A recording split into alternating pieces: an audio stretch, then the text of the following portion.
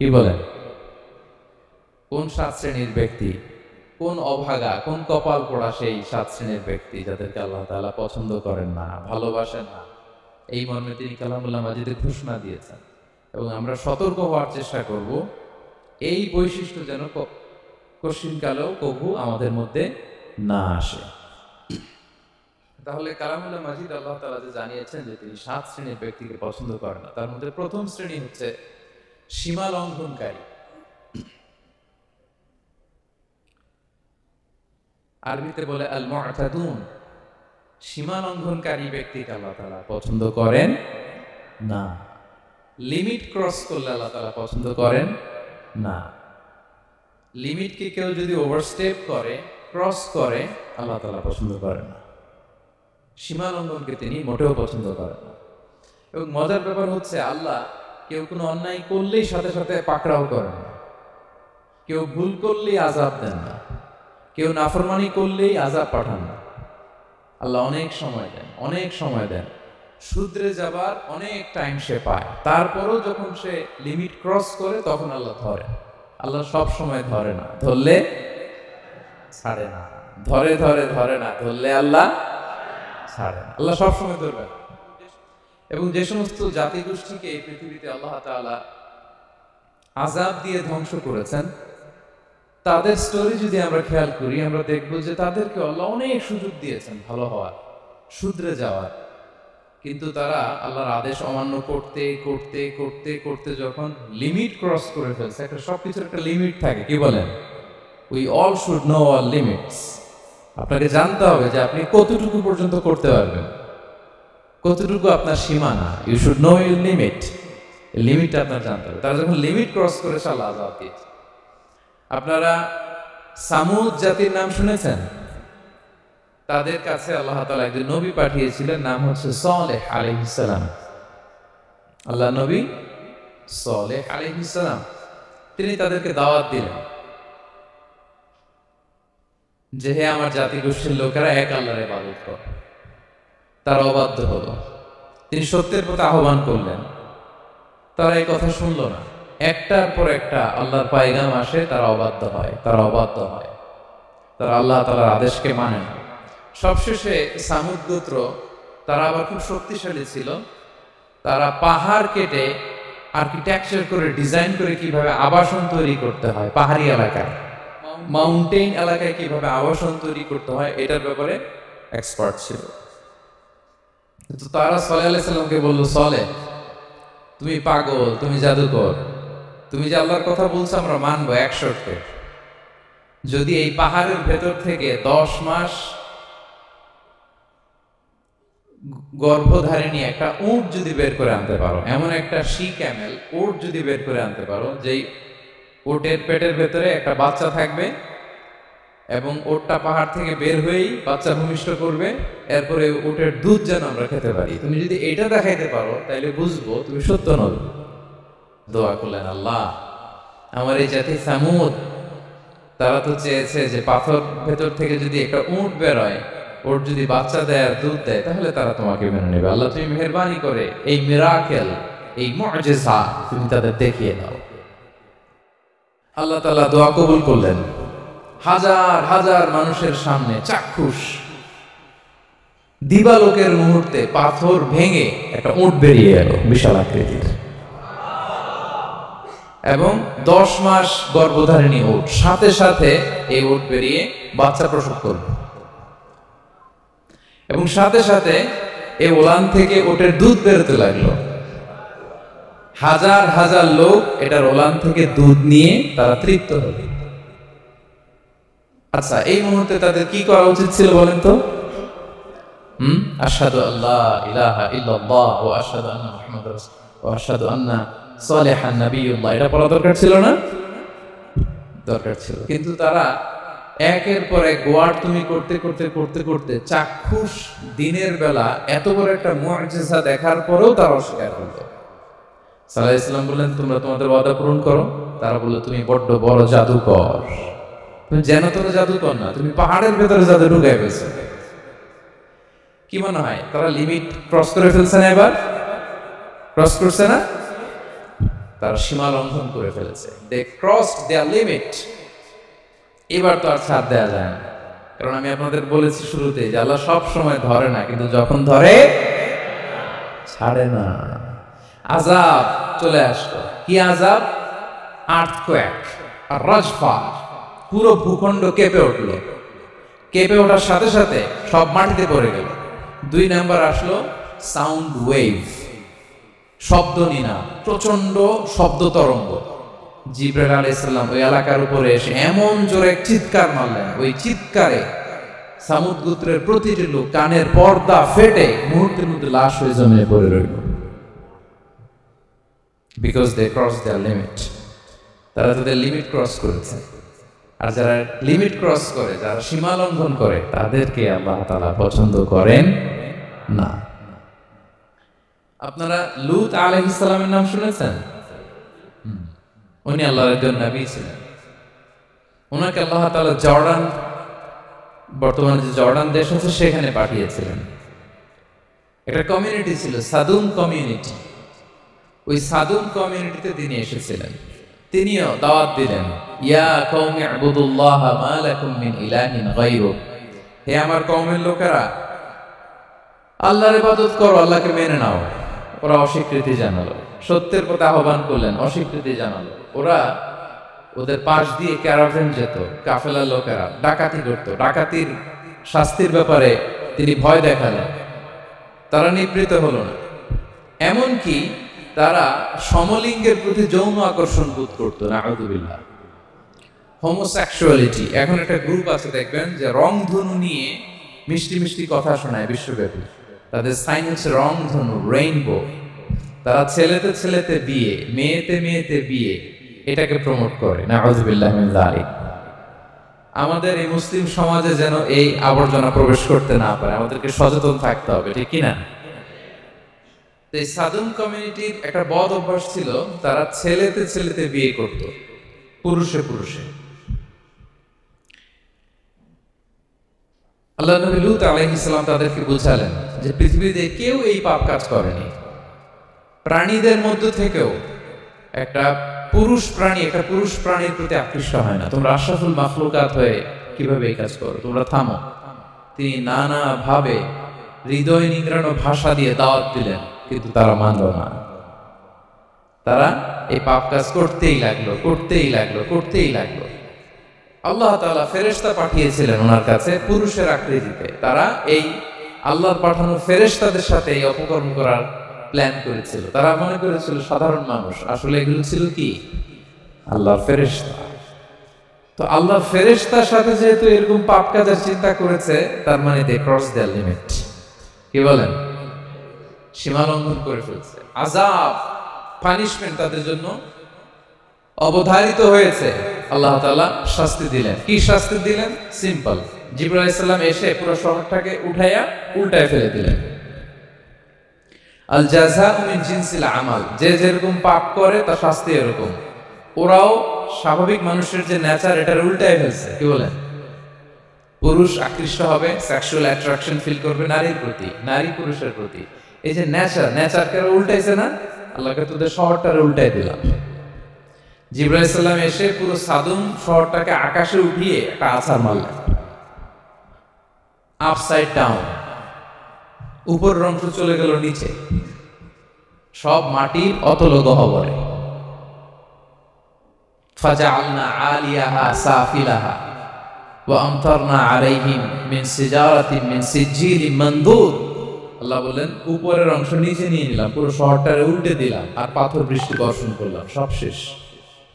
ওই জায়গাটা আজও আছে, ওইটা জর্ডান এবং ইসরায়েলের সীমান্তে। এটাকে এখন বলে মৃত সাগর, আল বাহরুল মাইয়িত আরবিতে, ইংরেজিতে বলে ডেড সি। কি সি? Dead sea. মৃত সাগর কেন? কারণ ওখানে কোনো প্রাণী জন্মায় না। ওই সাগরে কোনো মাছ নাই, কোনো ব্যাঙ নাই, এমনকি কোনো শ্যাওলাও নাই। গজবের জায়গা। লবণের density at least 10 times more than the natural sea. সাধারণ সাগরের পানিতেই তো কত লবণ, আমরা মুখে নিলে রাখতে পারি এত লবণ। ওইটার চেয়ে কমপক্ষে 10 গুণ বেশি লবণাক্ত। গজবের জায়গা, আযাবের জায়গা। এবং আযাব কেন এসেছে? দে ক্রস দেয়ার লিমিট, তারা সীমা লঙ্ঘন করেছে। আর ইন্নাল্লাহা লা ইউহিব্বুল মু'তাদিন, আল্লাহ তাআলা সীমা লঙ্ঘনকারীকে পছন্দ করেন না। আরেকজন নবীর কথা বলে এই পয়েন্টটা শেষ করি। মুসা আলাইহিস সালাম, ফেরাউনের হেদায়েতের জন্য আল্লাহ তাআলা মুসা আলাইহিস সালামকে পাঠিয়েছিলেন। তিনি নানাভাবে তার ভাইকে নিয়ে দাওয়াত দিতে লাগলেন, কিন্তু ফেরাউন এই কথা মানে না। ফেরাউন বলে, তুমি যে নবী, প্রমাণ কি? মুসা আলাইহিস সালাম বললেন, দেখো এই যে আমার হাতে লাঠি। উনি এমন নবী ছিলেন, উনি লাঠি মাটিতে রেখে দিলে ওটা মুহূর্তে সাপ হয়ে যেত। তো মাটিতে তিনি লাঠি রাখলেন, এটা মুহূর্তে সাপ হয়ে গেল, যে এই যে আমি নবী। মানে না, বললেন আরো কিছু দেখা। তো মুসা আলাইহিস সালাম বগলের এখান থেকে হাত উঁচু করলে নূরের ঝলকানি হাতের মধ্যে দেখা যেত। উনি নূরের ঝলকানি দেখালেন, এরপরও মানে না।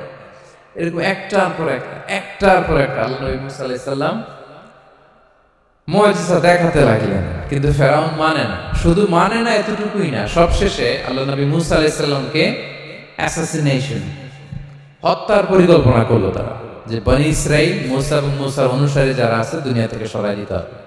ধরো মুসারে, ধরো মুসার অনুসারীদের ধরো। ধাওয়া পাল্টা ধাওয়া শুরু হলো। আল্লাহ নবী মুসা আলাইহিস সালাম বনি ইসরাইলকে নিয়ে বাঁচার জন্য ছুটলেন। ছুটতে ছুটতে সামনে লোহিত সাগর। দেখেন, একে তো আল্লাহর বিধান মানে নাই, এরপরে একটার পর একটা মুআজিজা আসলো, সেটাও মানে নাই। এখন নবীরে হত্যার জন্য ছুটছে। কি মনে হয় সীমা লঙ্ঘন হয়েছে? একটু হয়েছে না অনেক? আল্লাহু আকবার। আল্লাহ বলেন, ফাআগরাকনাল আখারিন, আমি মুসা এবং বনি ইসরাইলকে বাঁচাই দিলাম, ফেরাউন সহ তার দলবলকে সাগরে ডুবায় মারলাম। শুধু ডুবাই মারে নাই, আল্লাহ বলে, ফালইয়াউমা নুনাজ্জিকা বিবাদানিকা লিতাকুনা লিমান খালফাকা আয়া। ফেরাউনকে লোহিত সাগরে তো ডুবিয়েছেই। আল্লাহ বলেন, ফেরাউন, তোর অনুসারী যারা পৃথিবীতে থাকবে, তোর চালাচামুন্ডা যারা থাকবে, তোর খালাতো ভাই, চাচাতো ভাই যারা দুনিয়াতে বেঁচে থাকবে, তাদের জন্য তোর লাশটারে আমি শুটকি বানিয়ে রাখলাম। Up to the day of judgement, কিয়ামত পর্যন্ত ফেরাউনের লাশটা মিশরের জাতীয় জাদুঘরে ড্রাই বডি হিসেবে আছে। আমি নিজে দেখে এসেছি, নিজ চোখে মমিফাইং করে শুটকি বানায় রাখছে। এভাবে পৃথিবীতে যতগুলো জাতি গোষ্ঠীকে আল্লাহ তাআলা আযাব দিয়ে ধ্বংস করেছে, তার কারণ হচ্ছে সীমা লঙ্ঘন। তার কারণ কি? প্রিয় ভাইরা, আমরা যেন আমাদের লাইফস্টাইলের দিকে একটু খেয়াল করি, যে এই সীমা লঙ্ঘনের কাতারে আমরা চলে আসলাম কিনা,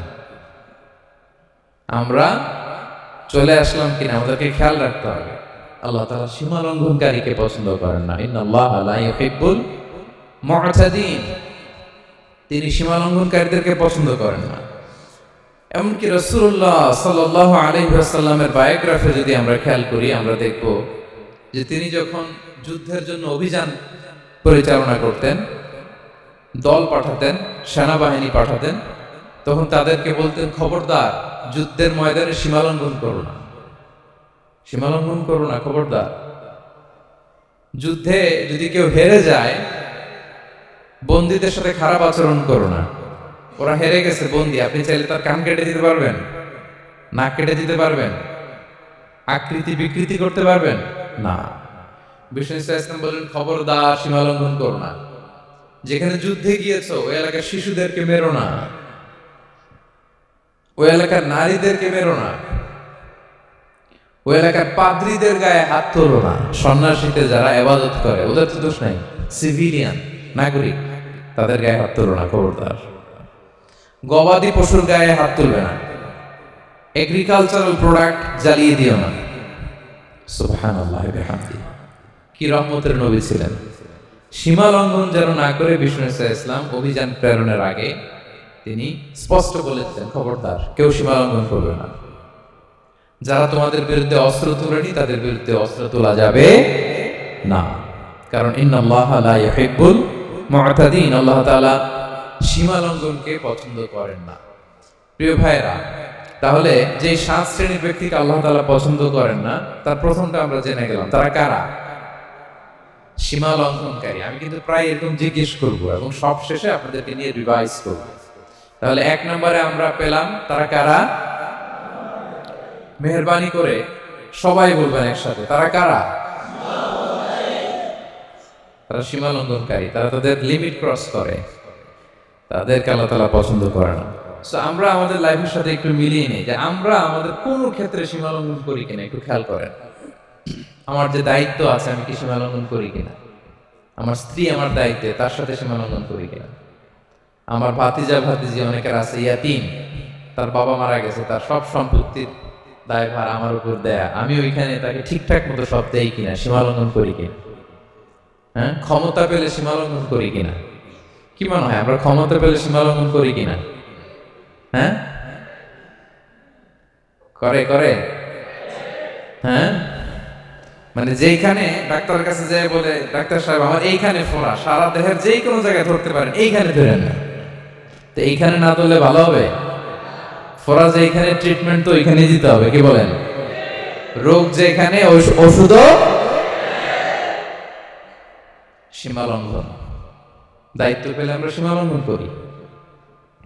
এমনকি আমরা যারা ইবাদত করি, অনেকে ইবাদতেও সীমা লঙ্ঘন করি, ইবাদতেও না। ভারসাম্য থাকতে হবে, পরিমিতি বোধ থাকতে হবে। এবং মজার ব্যাপার হচ্ছে আল্লাহ তাআলা দোয়া এবং জিকিরের ক্ষেত্রে এই কথাটা উল্লেখ করেছেন যে তোমরা দোয়া জিকিরের ক্ষেত্রে সীমা লঙ্ঘন করো না। আল্লাহ তাআলা বলেন উদউ রাব্বাকুম তাদাররুআ ওয়া খুফিয়া ইন্নাহু লা ইউহিব্বুল মু'তাদিন। তোমরা আল্লাহকে ডাকো কেমন ভাবে? তাদাররুআ ওয়া খুফিয়া, সবিনয়ে গোপনে। সবিনয়ে ডাকো, চুপিসারে ডাকো, গোপনে গোপনে ডাকো, অল্প আওয়াজে ডাকো। কারণ কি? ইন্নাল্লাহা লা ইউহিব্বুল মু'তাদিন, আল্লাহ সীমা লঙ্ঘনকারীদেরকে পছন্দ করেন না। তাহলে আপনি যদি দোয়া করেন আল্লাহর কাছে, যখন জিকির করবেন বিনীতভাবে, চুপিসারে, সবিনয়ে, বিষ্ণু ইসা ইসলাম যেভাবে শিখিয়েছেন ওইভাবে জিকির করবেন। নাকি জিকির করতে করতে মানুষের কাঁধে উঠবেন? উঠবেন না? ওঠে ওঠে, হ্যাঁ ওঠে। দেখেন আল্লাহ তাআলা যেইখানে 3 ফোঁটা দেওয়া দরকার 3 ফোঁটা দেয়, যেখানে 1 ফোঁটা ওইখানে 1 ফোঁটা দেয়। আল্লাহ তাআলা ইন্নাহু লা ইউহিব্বুল মু'তাদিন, আল্লাহ সীমা লঙ্ঘনকে পছন্দ করে না। এই কথাটা ঢুকাইছে কোথায়? দোয়া আর জিকিরের মধ্যে। কারণ আল্লাহ জানে আল্লাহর কিছু বান্দা থাকবে, তারা দোয়া এবং জিকিরের সময় কি করবে? সীমা লঙ্ঘন করবে। মাঝে মাঝে কিছু ভিডিও ক্লিপসে দেখা যায় জিকির করতে করতে আরেকজনের কাঁধের উপর, যিনি জিকির পরিচালনা করতেছে তার মাথার উপর। এখন আমি ওয়াজ করতেছি, আপনি যদি লাফাইতে লাফাইতে এসে আমার উপরে পড়েন, হ্যাঁ, মাইকের উপরে যদি এসে পড়েন, আমার অবস্থা হবে কি? লাফাতে লাফাতে উপরে উঠে যায়, নিজে ইনজুর্ড হয়, পাশের শ্রোতাকে ইনজুর্ড করে, যিনি আলোচনা পরিচালনা করতেছেন তাকে ইনজুর্ড করে। এরকম আছে না নাই? ইন্নাহু লা ইউহিব্বুল মু'তাদিন, আল্লাহ তাআলা সীমা লঙ্ঘনকে পছন্দ করেন না। তাহলে আমাদের প্রত্যেকের উচিত আমাদের লিমিট জানা, আমরা যেন আমাদের কখনো লিমিটকে ক্রস না করি। প্রিয় ভাইরা, এটা প্রতিটি ক্ষেত্রে, ইভেন ইবাদতে আমরা যেন সীমা লঙ্ঘন না করি। এই পয়েন্টটা মনে থাকবে আপনাদের? আচ্ছা, তাহলে 2 নম্বরে আমরা চলে যাই। 2 নম্বরে যে শ্রেণীকে আল্লাহ তাআলা পছন্দ করেন না তারা হচ্ছে জালিম বা অত্যাচারী।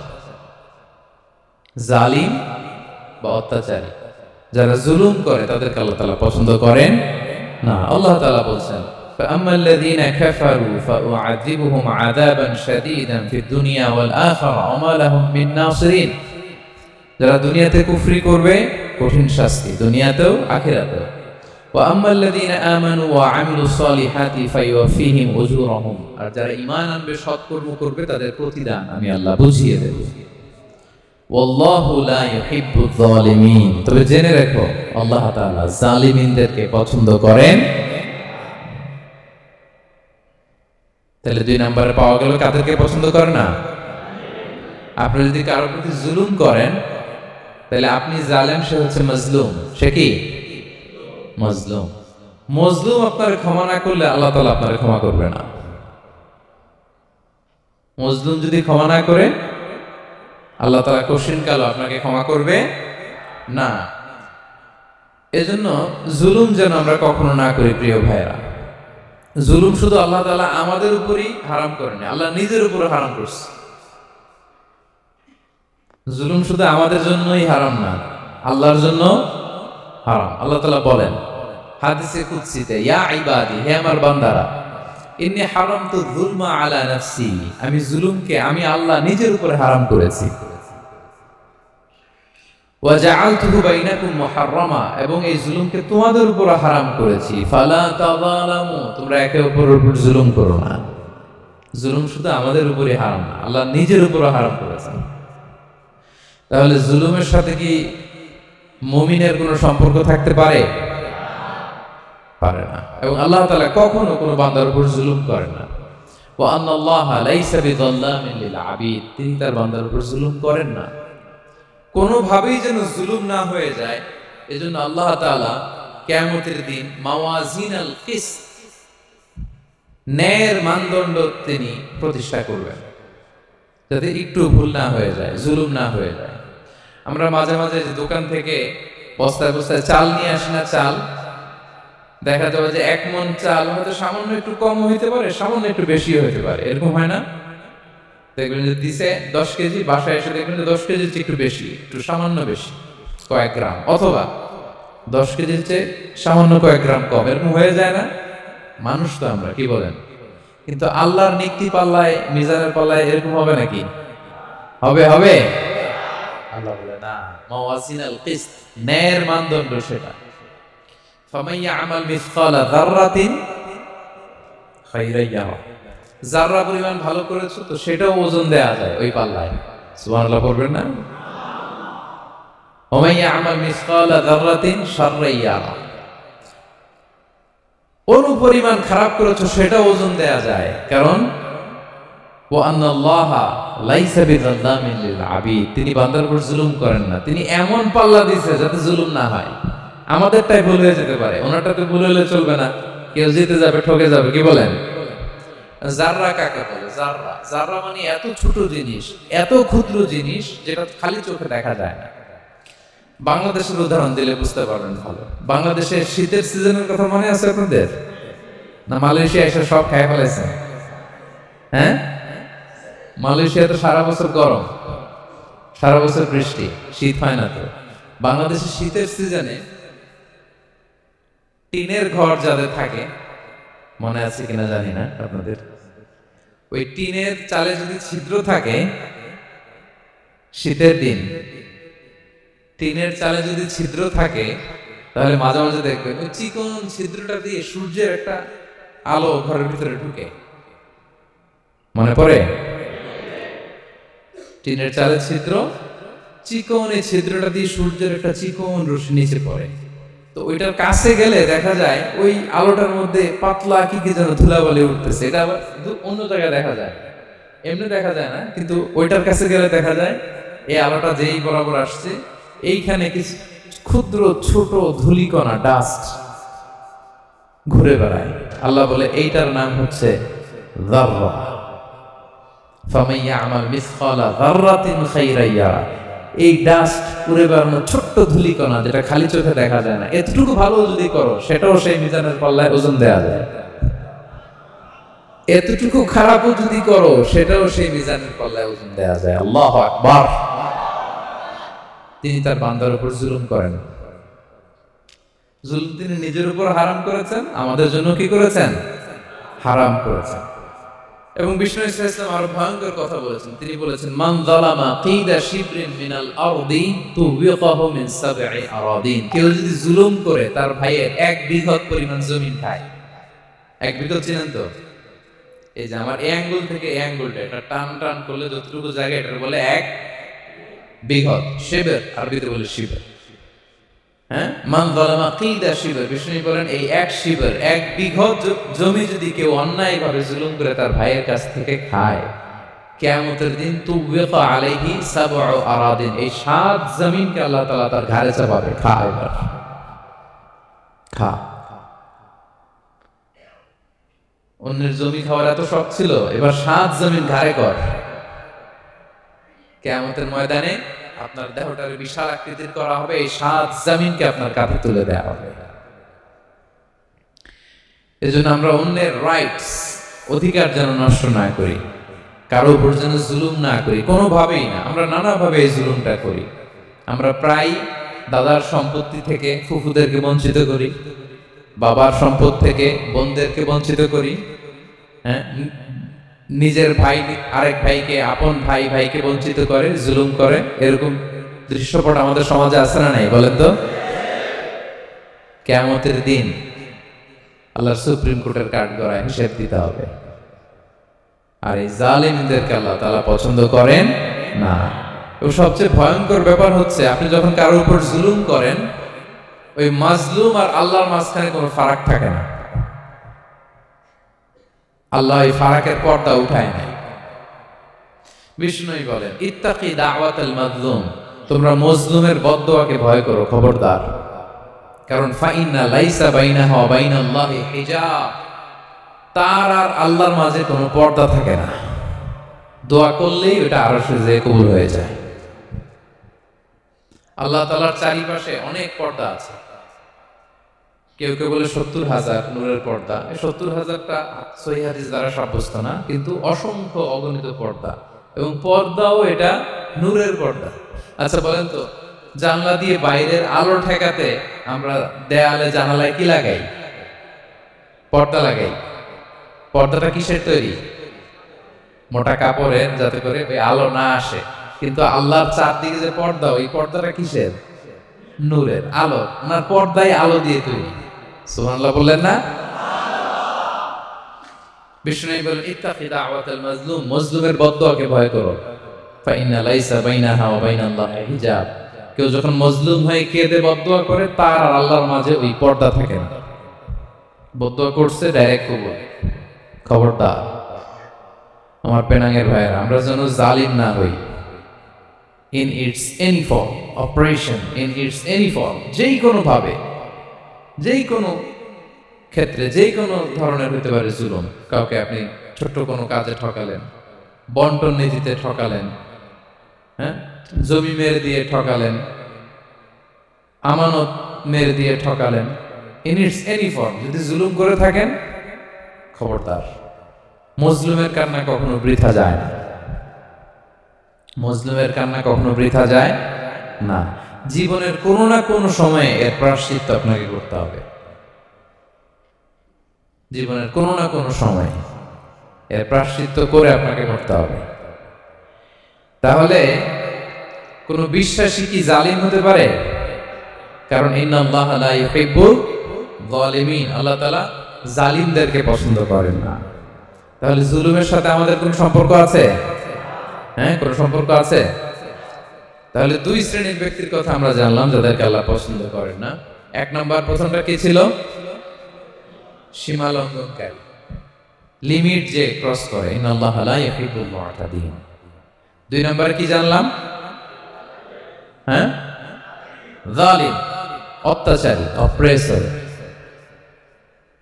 অপ্রেসরকে আল্লাহ তাআলা পছন্দ করে না। তাহলে এই দুইটারে আমরা নো বলে দিলাম আজকের কনফারেন্স রুমে। আওয়াজ করে বলেন তো সবাই, নো। এই লিমিট ক্রস আর জুলুম, নো, চলে গেছে, খালাস। এবার তিন নম্বরে দেখি আল্লাহ কাদেরকে পছন্দ করে। তিন নম্বরে আল্লাহ তাআলা অহংকারী, দাম্ভিক লোককে পছন্দ করে না। অহংকারী, আমাদের তো অহংকার টহংকার নাই না? আছে? অহংকার আছে? কিসের অহংকার বলেন? টাকা আর ক্ষমতার আর সৌন্দর্যের আর হ্যাঁ পাওয়ার, সোশ্যাল পাওয়ার। এই যে অহংকার, অহংকারের খাঁচা থেকে মুক্ত রাখো আমাদেরকে তুমি প্রভু হয়ে। পড়েন আমিন। এটা একটা ভয়ঙ্কর খাঁচা। আচ্ছা, অহংকার করার আমাদের আছে কি বলেন তো? কিছুই না। আল্লাহ বলে, ওয়া খুলিকাল ইনসানু দাঈফা, তোমাদেরকে আমি দুর্বল করে তৈরি করছি। আমরা দুর্বল, শুধু দুর্বল না, দুর্বলের ঘরের দুর্বল। আমার বাপ ছিল দুর্বল, আমার দাদা ছিল দুর্বল, আমরা 14 গোষ্ঠী কি? হাল আতা আলাল ইনসানি হিনুম মিনাদ দাহরি লাম ইয়াকুন শাইআন মাযকুরা। আল্লাহ বলেন, একটা সময় ছিল উল্লেখ করার মতো তোমার কিছুই ছিল না। আজকে তো এত লম্বা চড়া মানুষ, আমরা কিছুই ছিলাম না। আমার বর্তমানে বয়স চলে 36, 37, তা আজ থেকে 37 বছর আগে আমি কি ছিলাম? আমার অস্তিত্বই ছিল না, আমার কোনো নাম ছিল না, আমার কোনো গ্রাম ছিল না, আমার কোনো অ্যাড্রেস ছিল না, আমার কোনো পরিচিত ছিল না। আজ থেকে আরো 37 বছর পরে একটু খেয়াল করেন তো, এখন তো 37, আরো 37 ধরেন বাঁচলাম, এরপরে আমি দুনিয়া, দুনিয়া থাকবে কিন্তু আমি নাই। আজকে কার জন্য আটকে আছে দুনিয়ার কাজ বলেন তো? আপনার দাদার জন্য, আপনার নানার জন্য। তো আপনাকে লাগে কেন? আপনাকে লাগে? লাগে না তো আমাকে। আমি দুনিয়া, একদিন কিছুই ছিলাম না। আল্লাহ বলেন হাল আতা আলাল ইনসানি হিনুম মিনাদ দাহরি লাম ইয়াকুন শাইআম মাযকুরা। তুমি কিছু ছিলা, একটা সময় কিছুই ছিলা না, উল্লেখ করার মতো তুমি কিছুই ছিলা না। অস্তিত্বহীনের জগৎ থেকে তোমাকে আমি অস্তিত্ব আনলাম। তোমার বাবার পৃষ্ঠদেশ থেকে তোমার মায়ের গর্ভাশয়ে আমি তোমাকে ফেললাম। সেখানে আমি আল্লাহ তোমাকে একটু একটু করে তিলে তিলে বড় করলাম। 9 মাস 10 মাস পরে মায়ের পেট থেকে দুনিয়াতে তুমি আসলে। দেখেন তো দুনিয়ায় আসার পরে আমাদের অবস্থাটা কি? কাপড় নাই, চোপড় নাই, এভাবে চলে আসছি। আসার পরে কেউ যদি মুখে খাবার তুলে দেয় তাহলে খেতে পারি, হ্যাঁ, তাও লিকুইড খাবার, এদিক দিয়ে দিলে এদিক দিয়ে পড়ে যায়, খালি মুছতে হয়। মেহমান একজন এসে আদর করে নিছে, পেশাব করে দিছি ভরাইয়া। আছে না নাই? হয়েছে না হয়েছে না এরকম? আদর করে একটা কোলে নিছেন, এখনই না ডায়াপার আসছে মিয়া। আজ থেকে 10 বছর আগে এগুলো ছিল নাকি? প্যাম্পাস ডায়াপার ছিল, এই কাঁথা টাতা নিয়ে কোলে নেওয়া লাগতো, তারপরে দিছে ওদিক দিয়ে জামাটা ভিজে শেষ। ইভেন রাসূল সাল্লাল্লাহু আলাইহি ওয়াসাল্লামের কোলে এরকম বাচ্চারা পেশাব করে দিছে, এরকম হাদিস আছে। আদর করে মায়েরা বাবারা আসলেই তো তার বাচ্চাকে রাসূল সাল্লাল্লাহু আলাইহি ওয়াসাল্লাম কোলে দিতেন, পেশাব করে দিতেন। তো কার কোলে উঠছে এটাও জানি না, পেশাব করে ভরাই দিচ্ছে, পেশাব পায়খানা করে শয়লাভ। লিকুইড দিলে খেতে পারি, শক্ত কিছু খেতে পারি না। এই তো আমি, এই তো আমার ক্ষমতা। একজন যে বললেন ক্ষমতার অহংকার, এই তো ক্ষমতার তো এতটুকু। এরপরে যখন জোয়ান হয়েছে, এখন তো জোয়ান, এখানে একটা ভূমিকম্প হইলে কি অবস্থা হবে বলেন তো জোয়ানদের? হ্যাঁ, কাঁপতে কাঁপতে সব শেষ। একটা ভূমিকম্প, একটা তুফান হলে ওটার বিরুদ্ধে দাঁড়াতে পারি না। একটা তুফান, রাস্তায় টায়ার পাংচার হলে লাফ দিয়ে উঠি। ক্ষমতা আমার, আমার নাকি ক্ষমতার অহংকার। কি দুর্বল আমরা, হ্যাঁ? কুকুর আমাদেরকে কামড় দিলে আমরা কুকুরের কামড়ে দিতে পারি, ঠিক কিনা? মশা যে কামড়ায়, এটা ধরতে না পারলে কিছু করতে পারি? কামড় মেরা দিছে দৌড়। বল্লা পোকা এটা যদি কামড় দিয়ে দৌড় দিয়ে কিছু করতে পারেন? তো কিসের কিসের ক্ষমতা আপনার? এরপর আবার যদি 70-80 বছর হায়াত পাই, আবার আগের মতো যেখানে বসি ওইখানেই ডাইরেক্ট। আছে না নাই? বয়স যখন 80 হয়ে যায় আর থাকে শরীরের কন্ট্রোল, আবার যেখানে বসে ওইখানেই পেশাব পায়খানা। খাবার দিলে খাইতে পারি, পিঠটা বাঁকা হয়ে কুজু হয়ে গেছে, এর নাকি আবার অহংকার। সাজে অহংকার, সাজে অহংকার, সাজে একজনের। আওয়াজ করে বলতে হবে তিনি কে?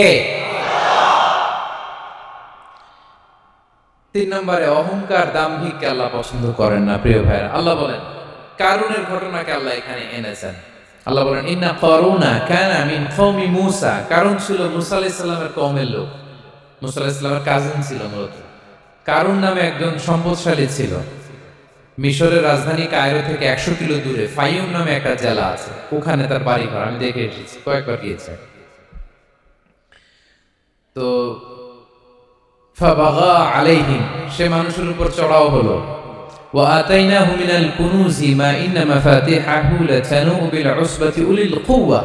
আল্লাহ বলেন এই কারণকে আমি এত সম্পদ দিয়েছি, এত বেশি ছিল তার সম্পদ, সম্পদগুলো যে সে আলমারির ভিতরে রাখতো, ওই আলমারির যে চাবি হইতো, এই চাবিগুলোরে ওজন করার জন্য, কাঁধে নেওয়ার জন্য 10 জন পেশি শক্তি পুরুষ লাগতো।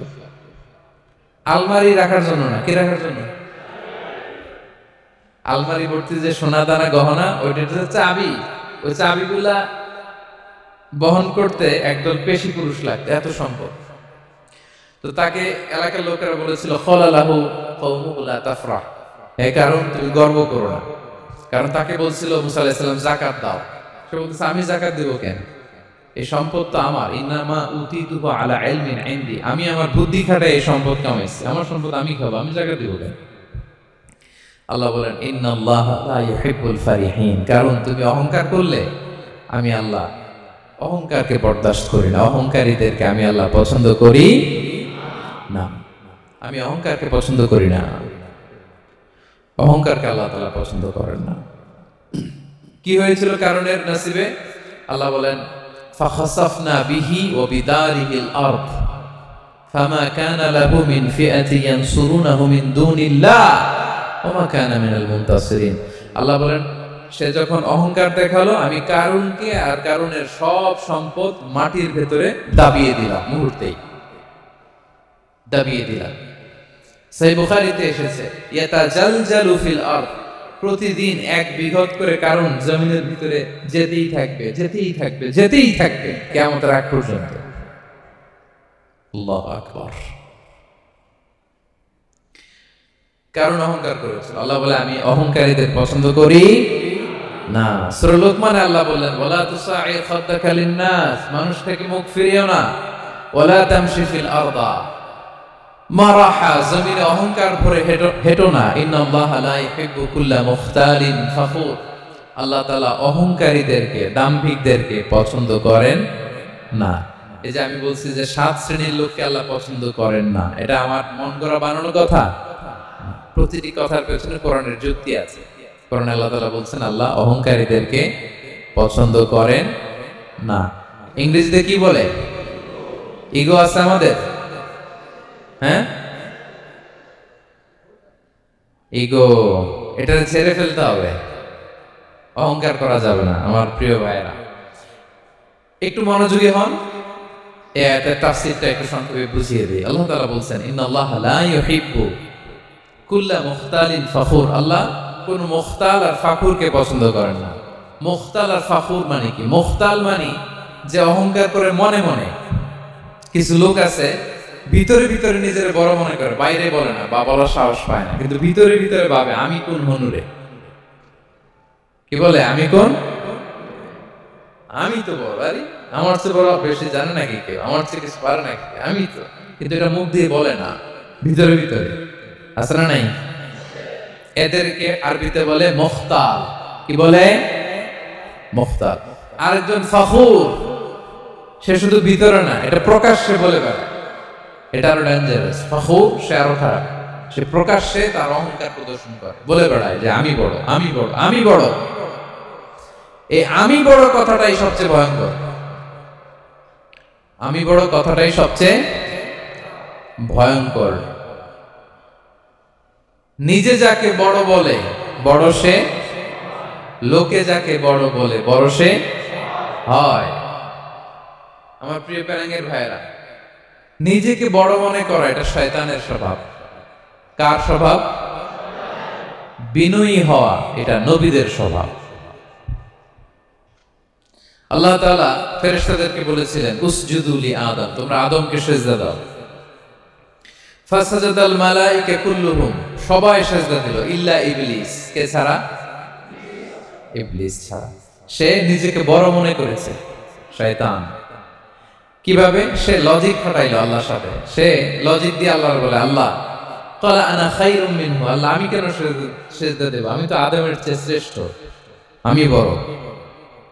আল্লাহ বলতেছে তুমি বড়, কেমনে বড়? শয়তান বলে খালাকতানি মিন নার, আপনি আমারে বানাইছেন কি দিয়ে? আগুন দিয়ে। ওয়া খালাকতাহু মিন তিন, আর আদমকে বানিয়েছেন মাটি দিয়ে। কি দিয়ে? মাটি দিয়ে। আগুনের ধর্ম দাউ দাউ করে উপরের দিকে কি করে? ওঠে, আর মাটি ঢিলা রেখে দিলে নিচে পড়ে যায়।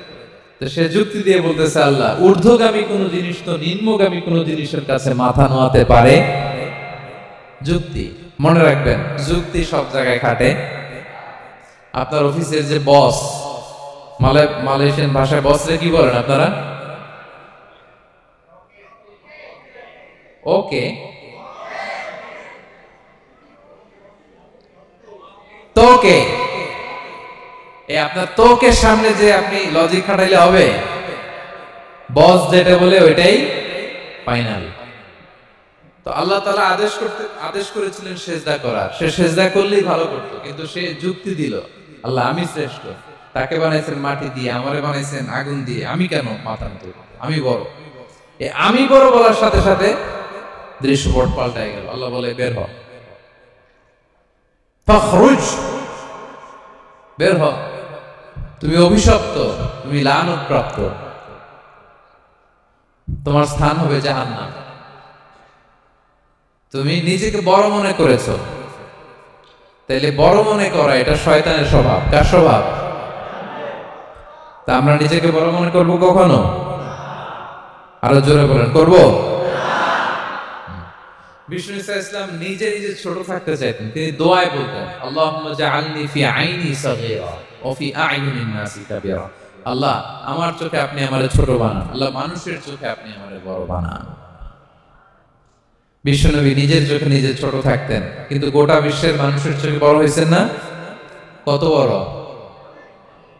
রাফা'না লাকা যিকরাক, আল্লাহ বলে আমি যেখানে অতটুকু পর্যন্ত উঠাইছি আপনারে। কোন নবীর নিচে উপরে? কথা বলেন, কোন নবীকে শেষ পর্যন্ত উঠাইছে? সুবহানাল্লাহ। নবী হে আমি যতদূর আপনার উঠাইছি ততদূর, ওই পর্যন্ত নিয়ে গেছে সাক্ষাতের জন্য। সুবহানাল্লাহ।